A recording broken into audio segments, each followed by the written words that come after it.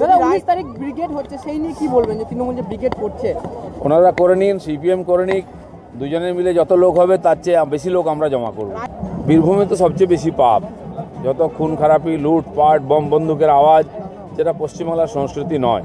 সেজন্য এখানেই সবচেয়ে বেশি শান্তি হওয়া উচিত, এখানে স্নান করা উচিত। আর তাহলে মানুষের মন যদি একটু পবিত্র হয়, শুদ্ধ হয়, পরিবেশও শুদ্ধ হয়, আমরা শান্তিতে থাকতে পারবো। কাদের স্নান করা উচিত এখানে এসে? সবারই স্নান করা উচিত, যারা ক্ষমতায় আছেন তাদের তো আগে স্নান করা উচিত। বেশিরভাগ পাপ তো ওনারাই করছেন।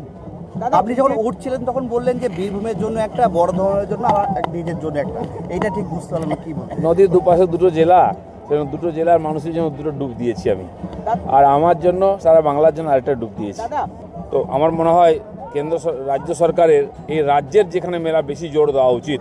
হয়তো সর্বভারতীয় প্রচারের জন্য গঙ্গাসাগরে বেশি জোর দেওয়া হয়েছে, কিন্তু কেন্দুলি মেলা আমাদের ঐতিহ্য, বাংলার ঐতিহ্যের মেলা। বাংলার মানুষ, গ্রাম বাংলার মানুষ এখানে আসেন, সেই জন্য এর আরও বেশি উন্নতি হওয়া দরকার, সুবিধা হওয়া উচিত, যেটা কিছুই হয়নি। আর প্রভু রাধাকৃষ্ণের এখানে মন্দির আছে, খুব প্রাচীন, সে ভেঙে পড়ছে, সংস্কার নেই। এই জায়গাটা বাংলার লোক সংস্কৃতির কেন্দ্র। বাউল কীর্তন দিনভর রাতভর চলছে, 3 দিন ধরে চলবে। তো সেই জন্য এটা বাংলার একটা সাংস্কৃতিক কেন্দ্র। এখানে বাংলার মানুষের যে স্বাভাবিক যে উদ্গার, মানুষ আনন্দের সঙ্গে আসে এবং স্নান করে, এবং বাংলা সংস্কৃতি। গঙ্গাসাগর সারা ভারতবর্ষের মেলা হয়ে গেছে এখন, সেই জন্য এখানে আমি এসেছিলাম সাধারণ মানুষের সঙ্গে মিলতে, দেখতে প্রস্তুতি।